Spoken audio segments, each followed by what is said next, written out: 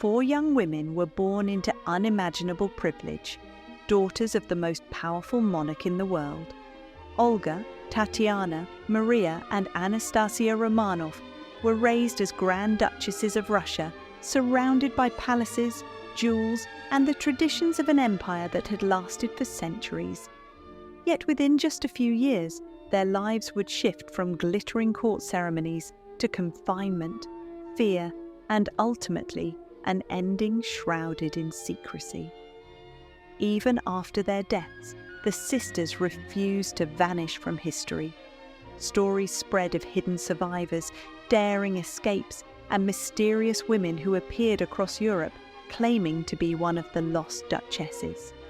Among them, the legend of Anastasia would become the most famous royal mystery of the 20th century. But behind the myths and rumours, who were the Romanov sisters really? How did they experience the fall of their dynasty? And what clues from their final days still keep people searching for answers more than a century later? At first glance, the Romanov sisters, Olga, Tatiana, Maria, and Anastasia, appeared to embody the fairy tale life of princesses. They were the daughters of Tsar Nicholas II, ruler of one of the largest empires in the world, and Grand Duchesses by birthright. Yet their upbringing was not the picture of indulgence one might imagine. Behind the gilded walls of their palaces, their parents raised them with a mixture of royal responsibility and unexpected austerity. From childhood, the sisters were known collectively by the acronym OTMA, formed from the first letters of their names. To the Russian people, they were Grand Duchesses, symbols of wealth and power. But within palace walls, they were simply 4 sisters navigating childhood, adolescence, and the expectations of being daughters of a Tsar. Olga Nikolaevna, the eldest, carried the responsibilities of her position from an early age. Born in 1895, she grew up knowing that as the first daughter, she would be expected to set an example. Olga was bright, intelligent, and musically gifted, with a love for literature and poetry. She was also strong-willed, unafraid to voice her opinions even when they clashed with her parents. Diaries reveal a young woman both sensitive and restless. She longed for independence, often felt constrained by duty, and was prone to moodiness when burdened by stress. Those who knew her said she had a warm heart, but also a sharp temper if pushed too far.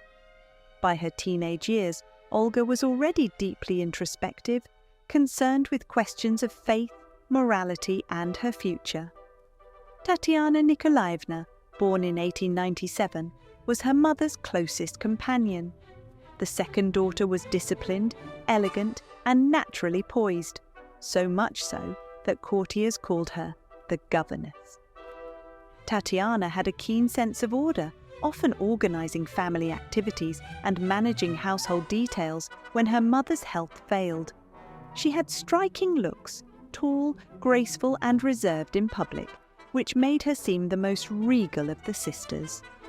But behind this formal exterior was a young woman who longed for affection and connection. In her private letters, Tatiana comes across as empathetic, capable of deep friendships, and intensely loyal. She was also practical, more than her siblings, and her calm nature made her a stabilizing force among the 4. Maria Nikolaevna, born in 1899, was known for her gentle spirit. Described as kind, affectionate, and somewhat shy, Maria had a talent for making people feel comfortable. She loved children and was often found playing with servants' kids or helping with simpler household tasks. Her sisters teased her for her romantic nature. Maria was known to develop innocent crushes on soldiers and guards, daydreaming about love and family life. She was not as academically inclined as her older sisters, but her sweetness and warmth made her beloved by those who worked in the Romanov household. Maria's open heart, however, also made her vulnerable to the family's growing isolation. She craved connections outside the palace walls that were increasingly denied to her. Anastasia Nikolaevna, the youngest, born in 1901, was the firebrand of the family. Spirited, mischievous, and endlessly energetic, she was famous for her pranks and sense of humour. Anastasia delighted in climbing trees, rolling down hills, and playing tricks on tutors or servants. She had a sharp wit and could imitate people with uncanny accuracy, much to the amusement of her siblings. Unlike her sisters, Anastasia had little interest in formal studies, often resisting lessons or finding creative ways to avoid them. But her rebellious streak was balanced by charm. Many who met her remembered her laughter and vitality. In photographs, she often stands slightly apart, her expression lively, hinting at the personality that would later make her the centre of survival legends. Together, the four formed the unit known as OTMA. They shared a bedroom for much of their lives, slept on camp-style beds, and wore matching clothes. Their bond was unusually close, even by the standards of siblings, because their lives were so sheltered. Rarely allowed to mix freely with outsiders, they relied almost entirely on one another for friendship and entertainment. They played games, wrote secret notes, and developed inside jokes that no one outside their circle could easily follow. Their upbringing was also shaped by their mother's insistence on simplicity and self-discipline. Alexandra, wary of raising spoiled children, kept their lives surprisingly modest. They were expected to make their own beds, clean their rooms, and sew their own clothes. Baths were in cold water, meals were plain, and indulgence was discouraged. The contrast between their private discipline and the public image of imperial grandeur was stark. While their father Nicholas presented them at court in gowns and jewels, at home they might be seen in simple cotton dresses, working at embroidery or scrubbing a floor. Their father, Nicholas II, though often consumed by the demands of ruling an unstable empire, shared a different side of himself with his daughters. In the privacy of family life, he was affectionate, playful, and deeply attached to them. The sisters grew up seeing their father not just as a monarch, but as Papa, who took them boating, played games, and encouraged their love for nature. Family photo albums capture scenes of them hiking, cycling, or posing with family pets, images that contrast sharply with the political turmoil building outside palace gates. Despite this simplicity, the sisters were not without privileges. They travelled aboard the imperial yacht Standard, spent summers at Peterhof, and celebrated holidays with all the traditions of the Russian Orthodox Church. They had access to the finest tutors who educated them in languages, literature, and history. Music and art were part of their daily lives, with piano lessons and drawing sessions woven into their education. Yet, for all these privileges, their lives remained insulated.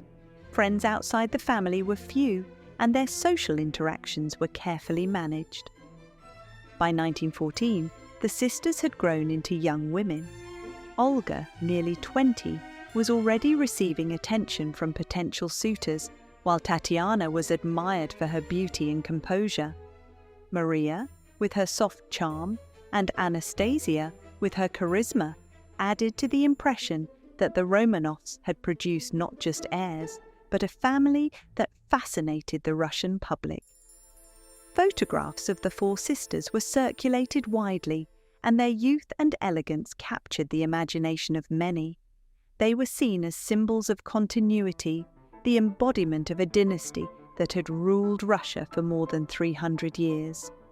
But beneath this image of unity and tradition, cracks were forming. The empire was strained by inequality, hunger, and unrest. The sisters were sheltered from much of it, but they were not blind. In their diaries, hints of unease appeared as protests and strikes in Petrograd reached closer to palace walls. Still, they remained largely within the bubble of their family life, protected, innocent, and unprepared for the storm that was about to break over them.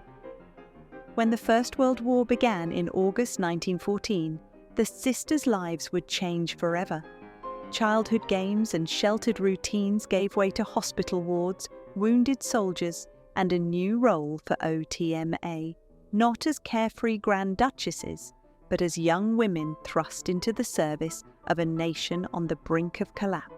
When the First World War broke out in 1914, Empress Alexandra threw herself into the war effort, and she brought her daughters with her. Olga and Tatiana, the two eldest, trained as nurses under the supervision of the Red Cross. They worked in military hospitals set up in palaces that had been converted into wards. Surrounded by wounded soldiers, the Grand Duchesses exchanged their simple sailor dresses for starched nursing uniforms and learned to tend to injuries, clean wounds, and comfort the dying. Tatiana quickly proved herself the most dedicated. Known for her poise and discipline, she adapted well to the routine of medical work and earned the respect of doctors who initially doubted whether imperial daughters could handle such tasks. Olga, though compassionate, struggled more with the emotional strain. Sensitive by nature, she was often shaken by the suffering she witnessed and confided in her diary about the exhaustion of long days in the wards. Maria and Anastasia were too young to serve directly as nurses, but they visited hospitals with their mother and sisters, writing letters for soldiers, distributing small gifts, and offering words of comfort. Their presence, even as teenagers, was a morale boost. Many soldiers were struck by how approachable the Grand Duchesses seemed, royal daughters sitting by their bedsides, chatting with them like ordinary young women. But if the sisters hoped their work would bring them closer to the Russian people, the reality was more complicated. For ordinary citizens, the war meant food shortages, inflation, and staggering casualties. Nicholas II's decision to take personal command of the Russian army in 1915 left Alexandra in charge at home, where her German background and reliance on the mystic Grigory Rasputin fueled distrust. Rumours swirled that she was a spy, undermining her daughter's efforts to be seen as patriotic servants of the nation. For the sisters, these years were marked by a strange duality. On one hand, they experienced a newfound sense of purpose, working outside the constraints of palace life. On the other, they felt the growing hostility directed at their family. In letters, Olga and Tatiana wrote about the pride they felt serving as nurses, but also about the burden of witnessing suffering they could do little to relieve. Their patients sometimes called them angels in white, yet beyond hospital walls, resentment toward the monarchy only deepened. The war also shaped the sisters personally. Olga, already introspective, grew more withdrawn, her writings reflecting disillusionment and melancholy. Tatiana's strong sense of duty seemed to harden, giving her an air of maturity far beyond her years. Maria, known for her warmth, formed friendly bonds with soldiers, though her romantic nature sometimes drew teasing from her siblings. And Anastasia, still mischievous and spirited, brought lightness to the dark hospital corridors, entertaining patients with her humour, even as she, too, was maturing. Despite these glimpses of normal service, the sisters were never free from the weight of their royal status. Even as they bandaged wounds or distributed medicine, they remained symbols of a dynasty increasingly seen as out of touch with its people. Their efforts, though sincere, could not erase the perception that the Romanovs lived in a different world, one insulated from the hunger and anger spreading through Russia's cities and villages. By 1916, the war had drained the empire. Casualties mounted, morale crumbled, and breadlines grew longer. Within the Romanov household, the strain was equally severe. Nicholas was away at the front. Alexandra was consumed by worry over her haemophiliac son Alexei, and rumours of Rasputin's influence poisoned public opinion. The sisters, still dutiful in their hospital work, watched as their world grew smaller and more fragile. The war years had transformed them from girls into young women, shaped by duty, grief and the faint hope that their service might bridge the gap between monarchy and people. But instead of strengthening the dynasty, the war only hastened its collapse.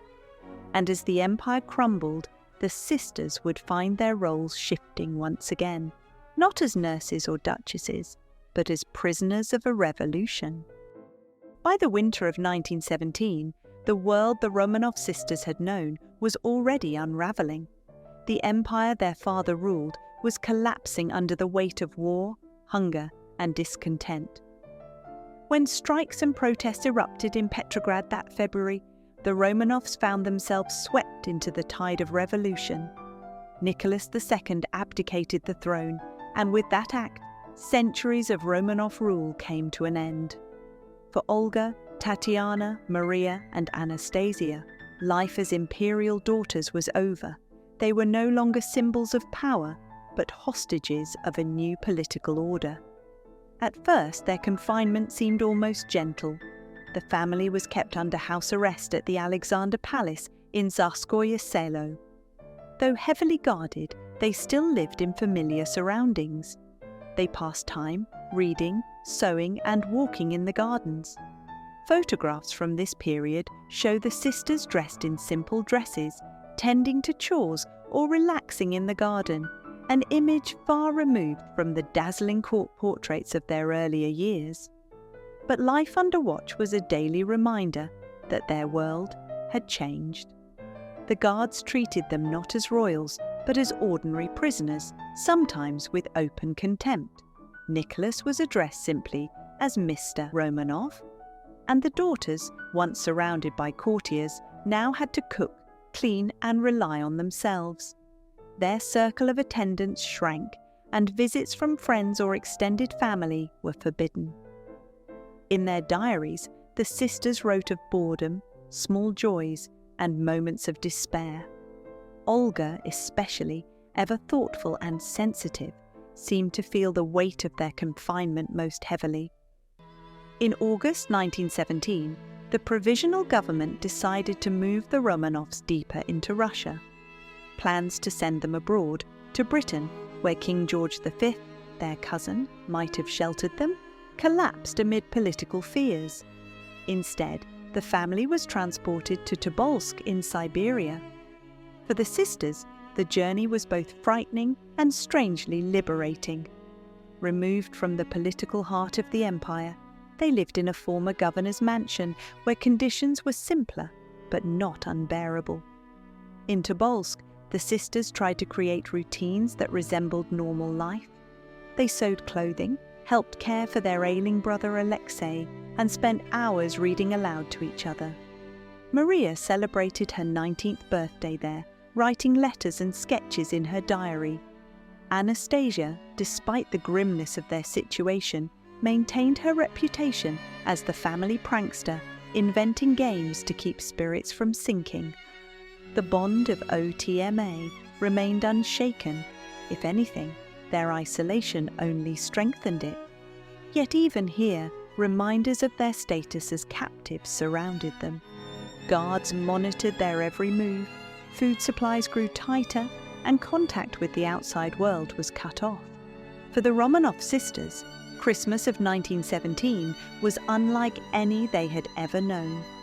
Gone were the dazzling balls at Tsarskoye Selo, the state banquets, the glitter of court. Now, in Tobolsk, behind the walls of the governor's mansion, they marked the holiday quietly, yet perhaps more meaningfully than ever before. In her diary, Alexandra recorded the preparations. Got the presents ready. I decorated the tree, laid out the gifts. Later, I went to the guard watch with a small tree, food, and a gospel verse I had drawn for them. Even in captivity, she tried to instill in her children the spirit of giving, not as royalty, but as a family. For weeks beforehand, the sisters had worked on handmade presents. Tatiana, ever organised, oversaw much of the effort, planning who would receive what. Maria, with her gentle heart, sewed small tokens for the attendants who had stayed loyal. Anastasia, impatient with long hours of embroidery, still managed to contribute, joking that her crooked stitches gave the cloth character. And Olga, reflective as always, poured herself into a letter for her friend, describing their tree. It is a balsam evergreen with a wonderful scent, unlike any we had at Tsarskoye Selo. There are no ornaments, only silver tinsel and candles from the church. It is beautiful and cozy. On Christmas Eve, the family turned the ballroom into a chapel. A lace bedspread from Alexandra's room became the altar cloth, while local nuns sang hymns in place of a choir. Nicholas, stripped of his throne, prayed side by side with his daughters, while guards stood watch in the corner. Alexandra wrote that evening, "We held the liturgy at home. It brought comfort to my heart, though I feel so old, so tired.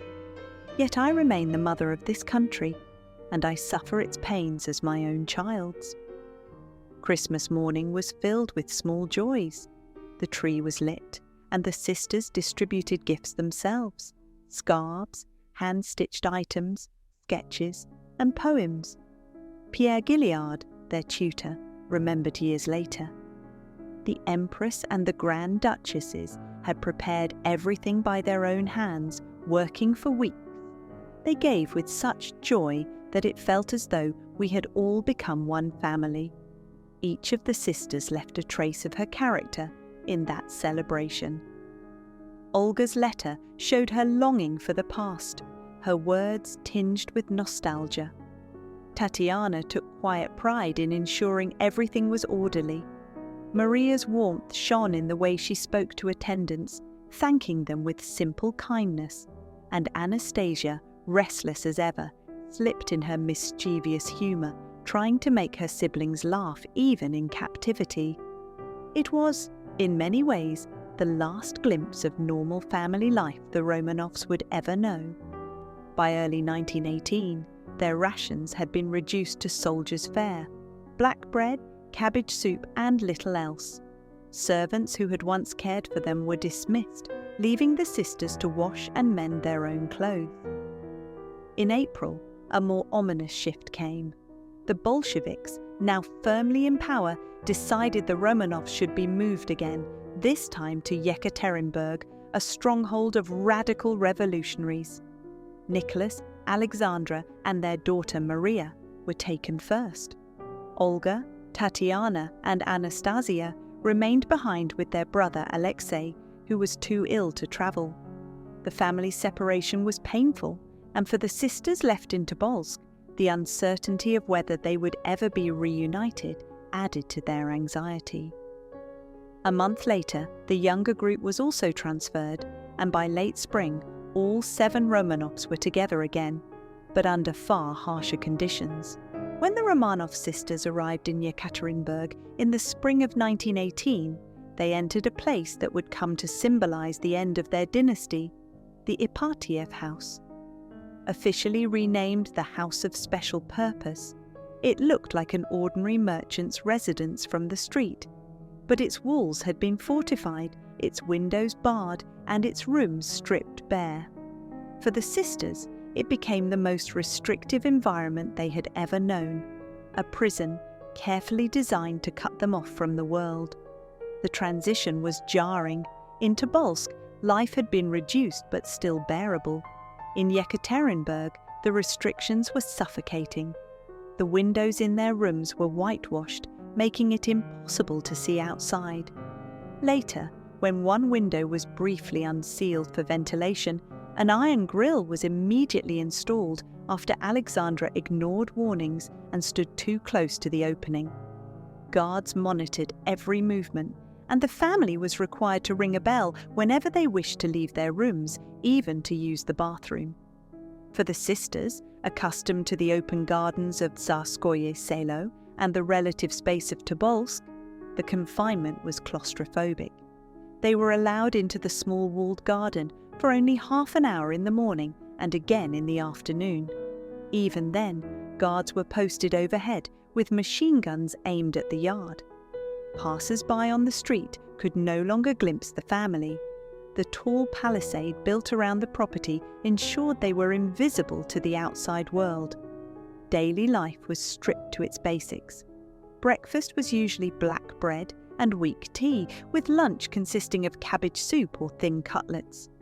Gone were the lavish meals of the palace years. Even the food brought by sympathetic nuns from a nearby monastery was often confiscated by the guards before it reached the family.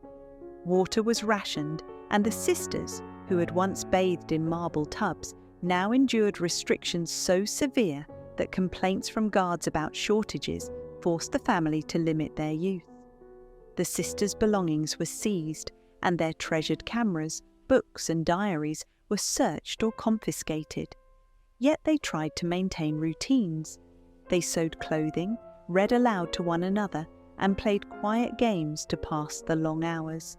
They crafted small gifts out of scraps of cloth, keeping traditions alive even in captivity. Their bond as OTMA grew stronger in the face of confinement, as they relied on each other more than ever before. Even in such bleak conditions, their personalities continued to shine through. Olga, the eldest, often seemed weighed down by despair. Sensitive and introspective, she recorded in her diary the monotony of their days and the frustration of constant surveillance. Tatiana, organized and disciplined, tried to bring order to their routines, acting almost like a second mother to her younger siblings. Maria, known for her warmth, tried to keep spirits up, often drawing close to soldiers in friendly conversation when possible. And Anastasia, the youngest, maintained her mischievous streak, playing pranks, cracking jokes, and finding ways to irritate the guards, sometimes deliberately, as though defiance itself was her form of resistance. But the atmosphere in the house was tense, and the guards made sure the family never forgot their status as prisoners. Some treated them with cold professionalism, while others mocked them openly. Graffiti appeared on the walls, scrawled slogans and crude drawings intended to insult the daughters of the fallen Tsar. Guards were under orders never to call them by their titles, only by their names. To the men stationed at the Ipatiev house, Olga, Tatiana, Maria, and Anastasia were not duchesses. They were simply 4 young women held as hostages of a revolution. Occasionally, outside events intruded on their isolation.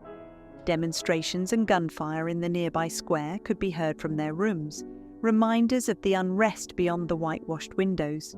Rumours circulated of rescue attempts, some planted by the Bolsheviks themselves to justify keeping the family under strict guard. The sisters, cut off from reliable information, could only speculate. Each day blurred into the next, with no sense of when or if their captivity would end. Despite the bleakness, they clung to fragments of normal life. On birthdays, they exchanged small gifts or poems. They sang hymns with their mother and read aloud from the Bible.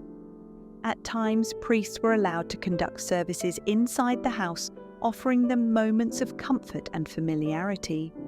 Even in captivity, the sisters tried to uphold the traditions of their faith and family. Yet, beneath these small routines, unease grew. The sisters could sense the hostility in the air and the increasing harshness of their confinement. They could not have known the details, but whispers of civil war and advancing armies were closing in on Yekaterinburg. The walls of the Ipatiev house, which had shut them off from the outside world, were now the walls of a trap. The sisters' world had shrunk to a handful of rooms, guarded corridors, and a small garden hemmed in by high fences. What had once been a childhood of palaces and pageantry was reduced to plain meals, whitewashed windows, and the constant presence of armed men. Still, they endured it together, their bond as sisters holding them steady. But outside the house of special purpose, forces were moving that would soon seal their fate. The Romanovs' days of quiet captivity were ending, and what awaited them next would forever fix the sisters' names in history. On the evening of July 16th, the sisters settled into what seemed to be another monotonous night. Accounts from guards suggest that the family prayed together and sang hymns, as was their habit. Anastasia joked with her siblings to lighten the mood, while Olga, the eldest, appeared somber, as though weighed down by an unspoken premonition. Maria and Tatiana wrote in their diaries one last time, recording the quiet details of captivity with no hint of what was about to unfold. Shortly after midnight, Yakov Yurovsky, the commandant of the house, woke the Romanovs with instructions to get dressed. The explanation was simple but ominous. Fighting in the city was getting too close, and for their safety, they were to be moved to a secure location. Still half asleep, the family gathered their belongings. The sisters helped their mother, who was in poor health, and supported Alexei, whose illness made walking difficult. Believing they were being relocated, they brought pillows and small treasures with them, even sewing jewels into their clothing, as they had done in Tobolsk, perhaps hoping these valuables would prove useful if they were forced to flee. They were led down the narrow staircase into the basement of the house. The room was bare and dimly lit, with a few chairs hastily arranged. Nicholas and Alexandra sat, Alexei placed in a chair due to his weakness, and the sisters stood nearby, holding small bundles of belongings. The guards filled in behind them, rifles in hand. It was there that Yurovsky read a brief statement. Nicholas, according to later testimony, barely had time to respond before the order was given. What followed was chaotic, brutal, and far from the swift execution the Bolsheviks had intended. The initial volley of gunfire filled the small basement with smoke, confusion, and screams. Bullets ricocheted off the walls and floor. The sisters, shielded by the jewels hidden in their corsets, did not fall immediately. In the chaos, it seemed as if some had survived the first shots. What happened in those moments has been pieced together from conflicting accounts. Some guards claimed that cries and movements continued even after the initial gunfire, forcing them to use bayonets and close-range shots. Others insisted the execution was over quickly. What is clear is that the scene descended into a frenzy. The Romanov sisters, who had grown up together as OTMA, inseparable from childhood, now faced their final moments in that small, suffocating room.